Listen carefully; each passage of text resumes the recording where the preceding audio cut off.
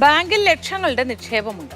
പക്ഷേ ശശികുമാറിന് ഈ 75-ാം വയസ്സിൽ ക്യാൻസർ ചികിത്സയ്ക്ക് മാത്രം പണമില്ല. കാരണം അദ്ദേഹത്തിന്റെ നിക്ഷേപം കിടക്കുന്നത് കാട്ടാക്കട കണ്ടല സഹകരണ ബാങ്കിലാണ്. കണ്ടലയെക്കുറിച്ച് എടുത്തു പറയേണ്ട കാര്യമില്ലല്ലോ അല്ലേ? എയർഫോഴ്സ് ജീവനക്കാരനായിരുന്ന മകന്റെ മരണത്തെ തുടർന്ന് കിട്ടിയ ഇൻഷുറൻസ് തുകയാണ് തങ്ങളുടെ ആവശ്യങ്ങൾക്ക് ഉപയോഗിക്കാൻ കഴിയാതെ കണ്ടല ബാങ്കിൽ കിടക്കുന്നത്.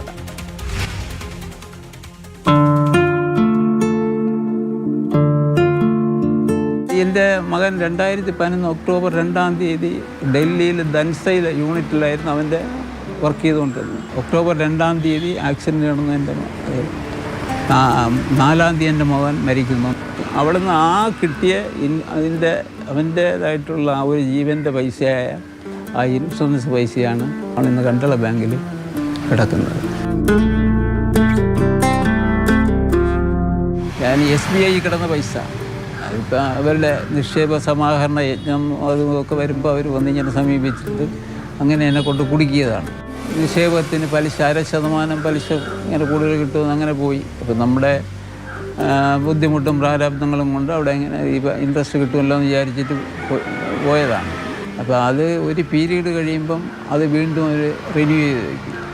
ഇപ്പോൾ അത്യാവശ്യമൊന്നുമില്ല, കിടക്കട്ടെ പിന്നെയായിട്ട് അങ്ങനെ നീണ്ടുപോയതാണ് ഇത്രയും കാലം. അത് നമ്മുടെ ആവശ്യം പരിഗണിച്ച് ചെന്ന് ചോദിക്കുമ്പോൾ ഇപ്പോൾ അത്യാവശ്യം എന്താണ്, അപ്പോൾ അടുത്ത് ഉടനെ ശരിയാവും, എപ്പോഴും തരാമെന്ന് പറഞ്ഞിട്ട് ഇപ്പോൾ അവിടെ കൊടുക്കുന്നതെന്ന് പറഞ്ഞു കഴിഞ്ഞാൽ സാധാരണഗതിയിൽ ഇപ്പം നിവർത്തികേട് കൊണ്ട് വാങ്ങിപ്പോകുന്നതാണ്. 1000 രൂപ 2000 രൂപ മാക്സിമം ചികിത്സയ്ക്കും കല്യാണത്തിനെന്ന് പറഞ്ഞാൽ 5000 രൂപ. ഞാൻ ചികിത്സയിലാണ്. എനിക്ക് ഈ ആഴ്ച കിംസിൽ പോകേണ്ടതാണ്. അബ്ഡോമൻ സ്കാനുണ്ട്, കോളനോസ്കോപ്പി ഉണ്ട്, ബ്ലഡ് ടെസ്റ്റ് ഉണ്ട്, ഒരു എക്സ്റേ ഉണ്ട്, പിന്നെ 2 ഡോക്ടർമാരെ കാണണം. ഇപ്പോൾ വലതുകണ്ണ ഓപ്പറേഷൻ കഴിഞ്ഞു ഭാര്യയുടെ. അതിനവിടെ പോയിട്ടെന്ന് പറഞ്ഞു കഴിഞ്ഞാൽ എനിക്കിങ്ങനെ അത്യാവശ്യമാണ്, ഇന്ന ചികിത്സയ്ക്ക് വേണ്ടിയിട്ടാണെന്ന് പറഞ്ഞ് തരുന്നതാണ് 5000 രൂപ. ശശികുമാറിനെ പോലെ 100ഓളം പേരാണ് ഓരോ ദിവസവും കണ്ടല ബാങ്കിൽ കയറി ഇറങ്ങുന്നത്. തങ്ങളുടെ ജീവിതത്തിലെ പ്രധാന കാര്യങ്ങൾ നിറവേറ്റാൻ നിക്ഷേപിച്ച പണം ഏതു വിധേനയും തിരികെ വാങ്ങാൻ.